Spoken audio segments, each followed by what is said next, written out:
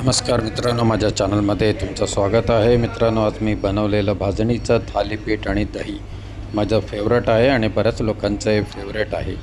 तर मी ते भाजणीचं थालीपीठ करायला मी थोडं भाजणीचं पीठ घेतलं, त्याच्यामध्ये थोडं तेल मिक्स केलं, थोडे कांदे घेतले, थोडा तिखट मसाला घेतला आणि जिरं घेतलं आणि चवीपुरते मीठ हे सगळं मिक्स करून त्याचं पीठ मी तयार करून गोळा करून थोडा वेळ 10-15 मिनटं ठेवलं.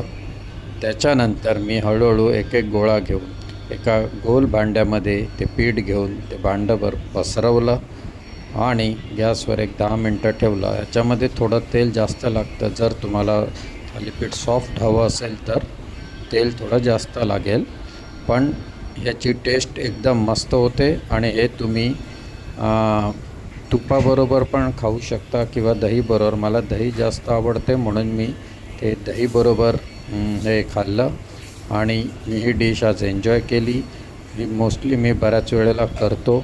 आज बोललो व्हिडिओ टाकूया म्हणून मी आज व्हिडिओ अपलोड केला. तर ही मला फार चांगलं वाटली डिश दहीबरोबर. मजा आली खायला. व्हिडिओ बघितल्यासाठी धन्यवाद.